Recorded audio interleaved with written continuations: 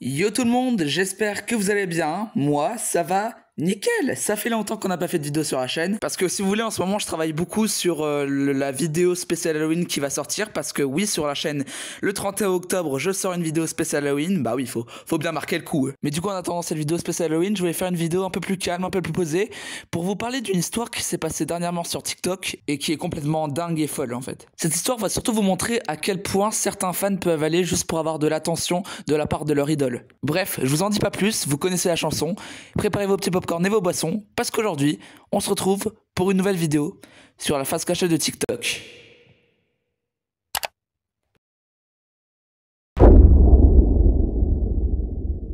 Notre histoire commence en Corée du Sud avec une TikTokeuse qui s'appelle Yoonjia. Donc ouais, vous entendez bien au nom de la personne que c'est pas du tout français. Oui, mais Babtouman, t'es raciste parce qu'en fait ça te dérange qu'elle ait pas un prénom français?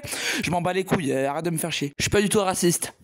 Bref, du coup cette Yoonjia, d'après ce que j'ai pu voir sur son compte TikTok, en fait elle faisait des TikTok de danse dans des lieux qu'elle visitait, enfin bref, un compte TikTok que beaucoup de gens font, c'est-à-dire des TikTok de danse, voilà, rien d'anormal. Et d'après ce qu'on sait, elle avait environ une vingtaine d'années. Elle va commencer à être plutôt connue jusqu'à arriver au fameux palier des 300 000 abonnés. Elle avait l'air d'être plutôt heureuse dans sa vie jusqu'au 11 septembre 2025 où tout va basculer. Ce jour-là, le 11 septembre, elle se trouve vers le sud de la Corée du Sud, dans la province de Jeolla du Nord. Et là-bas, elle fait un live en fait où elle discute avec ses fans, voilà, ses abonnés, etc., etc. Elle fait un live où elle montre en fait le paysage, la nature et tout. Donc tout ce qu'il y a de plus normal en fait. Elle coupe son live et voilà. Le même jour, la police va retrouver le corps d'une femme étranglée dans la province de Jeolla du Nord, là où se trouvait Yoonjia. Enfin, à 3 heures de route de là où elle se trouvait, pour être plus précis. Et la personne qui a été retrouvée sans vie est Yoonjia. Mais comment ça se fait en fait? Comment ça se fait qu'elle ait été retrouvée étranglée? Comment ça se fait qu'elle se soit retrouvée à 3 heures de route de là où elle était de base? Qu'est-ce qui s'est passé en fait?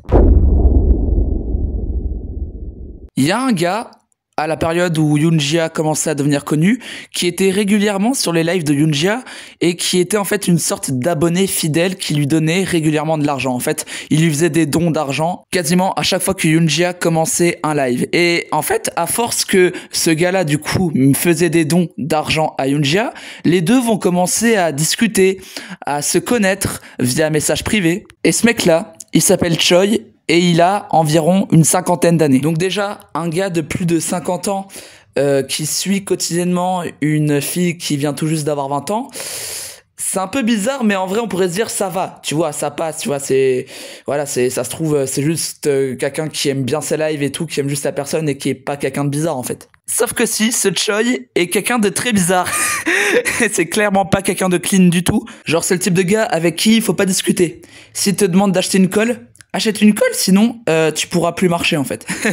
Et le problème avec ce gars, c'est que c'est un fan obsédé par Yoonjia. C'est un fanatique. Et ce qui va se passer, c'est que Choi va dire en message à Yoonjia qu'il est PDG d'une entreprise commerciale et il aurait proposé à Yoonjia d'être sa partenaire, en gros, de s'affilier avec lui pour qu'elle puisse augmenter son nombre d'abonnés. Alors qu'en fait, depuis le départ, Choi n'est pas PDG d'une entreprise et qu'en vérité, il est très endetté, c'est quelqu'un qui a beaucoup de problèmes financiers et il n'est pas du tout PDG d'une entreprise comme il le prétendait à Yoonjia en fait. Il va vraiment forcer avec ça tous les jours en message privé, en lui suppliant d'être sa partenaire commerciale, en lui suppliant de s'affilier avec lui. Alors que de base, c'est un gros mytho et qu'il n'est pas du tout ce qu'il prétend être. Yoonjia va à chaque fois répondre en disant qu'elle n'est pas intéressée pour s'affilier avec lui, qu'elle n'a pas envie d'être sa partenaire commerciale, mais Choi va continuer à forcer avec ça, en lui demandant tous les jours si elle peut s'affilier avec lui, si elle peut devenir sa partenaire commerciale. Et le truc, c'est qu'un jour, Yoonjia décide de couper définitivement les ponts avec lui, elle veut plus le parler, parce que je pense qu'elle sentait qu'il y avait quelque chose qui clochait avec lui, qu'il était pas clean, qu'il était un peu bizarre, donc elle a voulu couper les ponts avec lui et ne plus parler avec lui en fait. Sauf que le truc, c'est que Choi l'a très très mal pris. Et vu que Choi, en fait, c'est un gars qui stalk, qui espionne Yoonjia depuis plusieurs semaines sur ce qu'elle fait, où elle est. Et donc, le 11 septembre 2025, grâce au live que Yoonjia a fait vers la province de Jeolla du Nord, Choi va se dire, ok, je sais où elle est, je vais aller lui rendre visite. Du coup, Choi se rend là où Yoonja est et il finit par la croiser et lui demander une dernière fois si elle veut bien s'affiler avec lui et qu'elle devienne sa partenaire commerciale.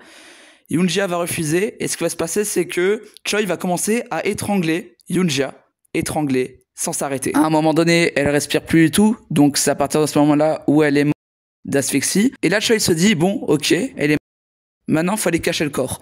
Du coup, il embarque le corps de Yoonja et va à plus de 3 heures de route de là où elle était de base, de là où les deux étaient de base en fait. Il va la poser près d'une montagne et il va se casser. Voilà, il va se barrer. Sauf qu'il va se faire choper, du coup, 12 heures après ce qui s'est passé, avec les traces d'ADN que les policiers ont pu retrouver, du coup, sur Yoonja. Et sur le coup, écoutez bien, parce que ce gars, c'est vraiment un fou. Sur le coup, il a dit, non, mais c'est pas moi, j'ai rien fait et tout. Et quand il a appris que la police avait retrouvé le corps, tout de suite, il a dit, ouais, c'est vrai, j'avoue, c'est moi qui a fait ça. Un truc de malade. Ce gars est un malade mental. Donc, bien sûr, il a été emprisonné. Pour l'instant, on ne sait pas sa sentence, vu que l'affaire est toute fraîche. Elle date d'il y a moins d'un mois. Et vu qu'on connaît la justice, hein, ça va prendre plusieurs mois, je pense, à être traité, tout ça. Mais voilà, histoire de malade. L'histoire du fanatique qui était tellement obsédé par son idole, par sa star préférée, qu'il l'a tué, en fait. Franchement, cette histoire, elle me fait grave penser à l'histoire de John Lennon qui a eu lieu, je crois, il y a plus de 40 ans, où en fait, c'était le même schéma. Quelqu'un qui était tellement obsédé par John Lennon qu'il l'a tué. Les gars, si vous étiez au courant de cette histoire, n'hésitez pas à me le dire en commentaire, voilà, en commentant le hashtag TikTok. Moi, je vous dis à très très bientôt pour la vidéo Halloween. Prenez soin de vous, profitez de la vie, et moi, je vous dis à très très bientôt.